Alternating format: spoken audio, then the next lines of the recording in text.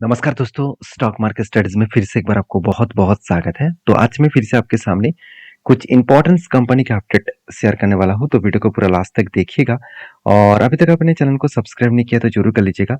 Continuously information और updates पाने के लिए चैनल के ऊपर बने रहिएगा। तो चलो देख लेते हैं कौन-सा कंपनी है इस वीडियो के अंदर। तो सबसे पहले मैं बात करूँगा पॉलीकैब के बारे में। देखिए पॉलीकैब के ऊपर जितने सारे लोगों का डाउट्स था, वो डाउट्स मैं बहुत बार आपको क्लियर कर चुका हूँ कि इतने बड़े फॉल होने के बाद पॉलीकैब के ऊपर क्या करना चाहिए। तब भी आपको मैंने बताया कि मैं एकदम लो लेवल में इस कंपनी के ऊपर बाय किया था और एकदम इसका जो गैप डाउन हुआ था। चलो मैं एक बार आपको दिखाई देता हूँ। तो यहाँ पे एंट्री मेरा क्या कहाँ पे था? यहाँ पे देखिए बिग फॉल जब हुआ था, इस बिग फॉल के बाद मैंने क्या किया, इस नीचे लेवल में क्या किया, इसके ऊपर एक एंट्री लिया। तो इस जगह पे एंट्री लिया और मेरा टारगेट था यहाँ तक। तो यहाँ तक मैंने टारगेट को अचीव किया। तो टारगेट जब अचीव हुआ उसके बाद मैंने होल्ड किया और मैंने आपको ये भी बताया कि मैं फिर से एक बार फ्रेश एंट्री लेने वाला हूँ और एंट्री वो कहाँ पे होने वाला है, वो एंट्री होने वाला है ये जो रेंज बन रहा है यहाँ पे जो कुछ टाइम होल्ड कर रहा है, इस होल्डिंग के ऊपर अगर कोई ग्रीन कैंडल क्लोजिंग दे तो मैं एंट्री लेने वाला हूँ और मेरा टारगेट इस हाई लेवल तक रहेगा, नहीं तो इसका लाइफ टाइम हाई के आसपास रहेगा। तो लाइफ टाइम हाई कहाँ पे है, यहाँ पे एक बार मैं मार्किंग कर लेता हूँ। यहाँ पे देखिए इसका लाइफ टाइम हाई है जो 5278 के आसपास। तो आप कहेंगे सर इस कंपनी के ऊपर क्या इस टाइम में निवेश करना और इन्वेस्ट करना ठीक होगा? देखिए निवेश और इन्वेस्टमेंट मतलब इन्वेस्टमेंट और ट्रेडिंग दोनों अलग अलग बात है। ट्रेडिंग तब मैं लेता हूँ जब मुझे कोई टेक्निकली चार्ट पैटर्न दिखता है और इन्वेस्टमेंट में तब करता हूँ जब मुझे अच्छी कंपनी सस्ते दामों में मिले। सस्ते मतलब अराउंड 20 to 30% के आसपास मिले तो उसके ऊपर मैं कुछ क्वांटिटी ऐड करता हूँ। देखिए इस पॉलीकैब के ऊपर क्या हुआ, जब टॉप लेवल से 20% के ऊपर गिर रहा था तब मैंने क्या किया, एक ट्रेडिंग पर्पस में भी एंट्री लिया, उसके साथ साथ एक इन्वेस्टमेंट पर्पस में भी एंट्री लिया। तो यहाँ पे इसी चीज को मैं बार बार बोलता हूँ कि अच्छे कंपनी अगर आपको टॉप लेवल से 20 से 30% के आसपास अगर मिले तो उससे बड़ी अपॉर्चुनिटी आपको दोबारा नहीं मिलेगा। देखिए वॉरेन बफेट जी का एक बात हमेशा याद रखना, उन्होंने एक बात हमेशा कहा है कि अगर आपको सही में अगर इन्वेस्टर बनना है तो आपको सही कंपनी चूज करना होगा। और दूसरी बात, अगर आपने सही कंपनी चूज कर लिया जिसका मार्केट कैप से लेकर जिसका बिजनेस थिंकिंग और जिसका मैनेजमेंट बहुत स्ट्रांग है, तो वो कंपनी अगर आपको डिस्काउंट में मिले तो उस कंपनी के ऊपर आप जरूर कुछ डिसीजन लीजिएगा। देखिए मेरा ओपिनियन उसी तरीके से है, मैं हमेशा उसी तरीके से काम करता हूँ। तो जब यहाँ पे करेक्शन हुआ था तब मुझे सस्ते में मिला था, तब मैंने क्या किया, इस जगह पे एंट्री लिया और एंट्री लेने के बाद देखिए धीरे धीरे करके ऊपर जा रहा है। तो मेरा जो होल्डिंग है वो तो होल्डिंग कंटिन्यू रहेगा और जो मेरा ट्रेडिंग वाला स्ट्रेटेजी था, तो मैंने जब ट्रेड किया था उसका टारगेट भी मैंने अचीव किए। तो नेक्स्ट जो एंट्री लेवल है वो एंट्री लेवल बनने के बाद ही यहाँ पे मैं डिसीजन लेने वाला हूँ। तो फिलहाल के लिए कोई भी डिसीजन नहीं है, क्योंकि जब तक कोई पैटर्न्स ना बने, जब तक कोई रेंज ना बने, तब तक मैं कोई भी ट्रेड नहीं लेता हूँ।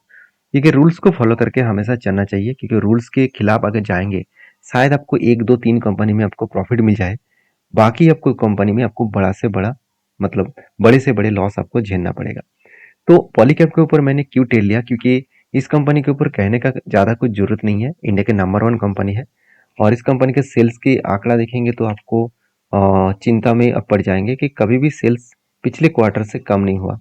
तो सेल्स एक्सपेंस कंट्रोल में है, प्रॉफिट 360 से 417 करोड़। और मज़ेदार बात क्या आप जानते हैं, बहुत सारे लोग मुझे पूछा कि सर कंपनी के पास कर्जा भी तो है, कितना कर्जा है, 200 करोड़, और कंपनी का मार्केट कैप कितना है, कंपनी का मार्केट है 73,000 करोड़। तो 73,000 करोड़ के कंपनी का 200 करोड़ का कर्जा क्या बहुत बड़ा कर्जा लग रहा है?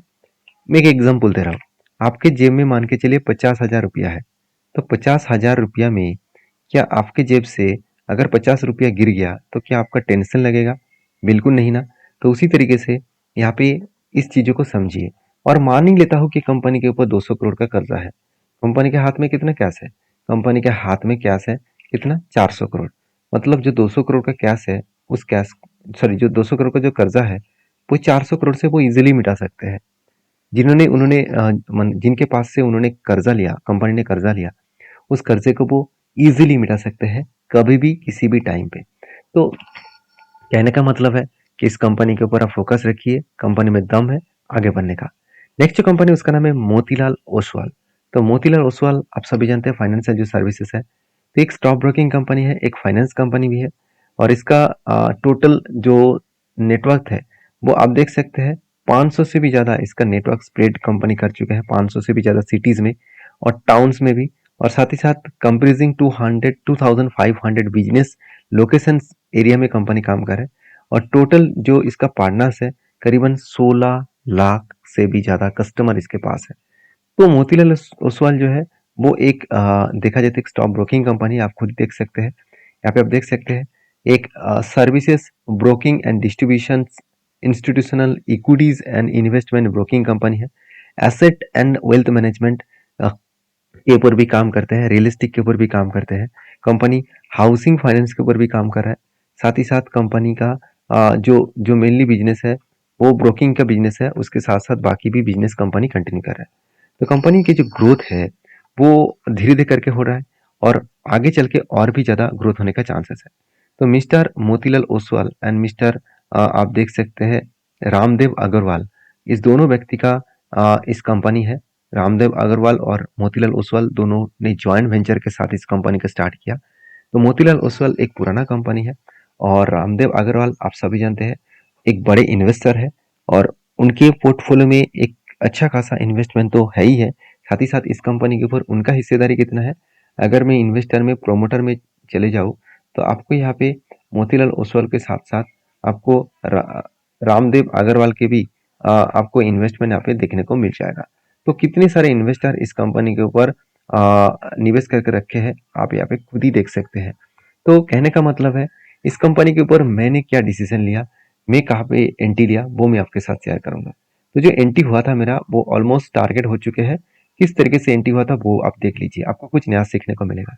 तो देखिए फाइनली यहाँ पे क्या बना, एक लंबा सा जर्नी के बाद एक कप विथ 100 पैटर्न्स बना। तो देखिए मैं बार बार बोलता हूँ कप विथ 100 पैटर्न्स देखकर बहुत सारे लोग घबरा जाते हैं कि सर कप विथ 100 पैटर्न्स का मतलब है यहाँ पे एक बड़ा कप बनेगा, एक छोटा सा हैंडल पैटर्न बनना चाहिए, तो इसको कहा जाता है कप विथ 100 पैटर्न्स। बिल्कुल नहीं, आपको कप विथ पैटर्न्स का मतलब है जो कप का साइज है उसका जो लो रेंज है, इसका जो लो रेंज है उस लो के नीचे हैंडल का पैटर्न टच नहीं करना चाहिए।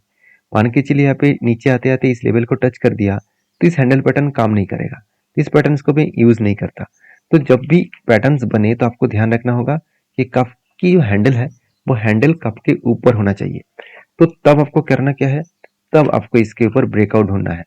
तो फाइनली क्या हुआ, इस लेवल में इसका ब्रेकआउट हुआ और ब्रेकआउट कंफर्मेशन भी हुआ। उसके बाद देखिए धीरे धीरे करके कंपनी क्या किया, टारगेट का अचीव किया। और टारगेट कितने दिनों में अचीव हुआ और कितना टारगेट मिला, अगर मैं एंटी लेवल से टारगेट तक देखूं तो ऑलमोस्ट कितना दिनों में टारगेट मिला, टारगेट मिला करीबन 85 दिनों में। और कितने परसेंटेज का टारगेट मिला, करीबन 64% के आसपास। तो एक अलग लेवल का यहाँ पे कंपनी टारगेट यहाँ पे अचीव किया। तो कहने का मतलब है कि अगर आपने सही तरीके से, सही ढंग से और सही सिचुएशन के हिसाब से कंपनी के ऊपर टारगेट लिया, एंट्री लिया, तो वो आपको टारगेट जरूर दिलाएंगे।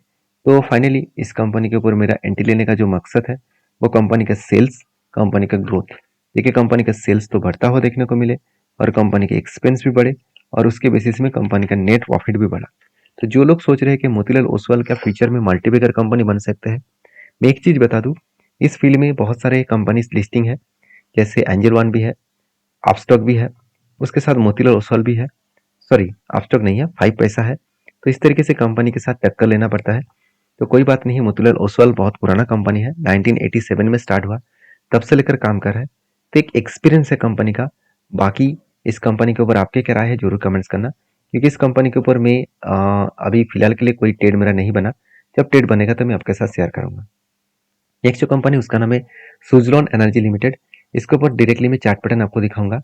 तो मेरा जो एंट्री है यहाँ पे कुछ इस तरीके से कप विथ हैंड पैटर्न्स का सिचुएशन बनता हुआ देखने को मिला था।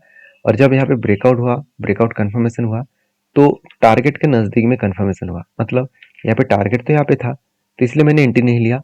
जब रिटेस्ट किया, जब इसको टच किया तब एंट्री लिया। और एंट्री होने के बाद देखिए और भी गिरा।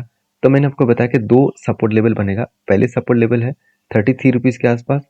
नेक्स्ट जो सपोर्ट लेवल है वो 200 डेज ये में है, सॉरी 200 डेज मूविंग एवरेज है, वो 30 के आसपास देखने को मिला है। इस दोनों लेवल को रिटेस्ट करके वो वापस जाने का कोशिश करेंगे। तो अगर वापस गए तो एक अच्छा खासा टारगेट मिलने का चांसेस है। तो स्विट्जरलैंड के ऊपर मैं थोड़ा सा बुलिश फील करता हूँ, क्योंकि कंपनी का परफॉर्मेंस अभी धीरे धीरे करके सुधार होता देखने को मिला है, क्योंकि कंपनी का जो प्रॉफिटेबिलिटी है, कंपनी के क्वार्टर रिजल्ट के बाद कंपनी देखिए 78 करोड़ से 200 करोड़ तक कंपनी का प्रॉफिट हुआ, 100 करोड़ से बढ़ के 200 करोड़ तक हो चुके हैं। तो एक अलग लेवल के बेस्ट तरीके से यहाँ पे कंपनी का प्रॉफिटेबिलिटी ग्रोथ देखने को मिले हैं। बाकी इस कंपनी के ऊपर आपकी क्या राय है, जरूर मुझे कमेंट्स करके बताना। तो मेरे ओपिनियन के हिसाब से मैं इस कंपनी के ऊपर जरूर आप कुछ स्टडी करके काम करना। तो बाकी इस कंपनी से कुछ नया सीखने को मिले, इस स्टडी से कुछ नया सीखने को मिले, तो प्लीज़ लाइक करना और वीडियो को दोस्तों के साथ भी शेयर करना। और ये वीडियो टोटली एजुकेशन पर्पस में है, मेरे खुद के ओपिनियन के हिसाब से मैंने टेल लिया, बाकी आपके हिसाब से आपके ओपिनियन के हिसाब से टेल लेना। तो मिलते हैं नेक्स्ट वीडियो में, तब तक के लिए धन्यवाद।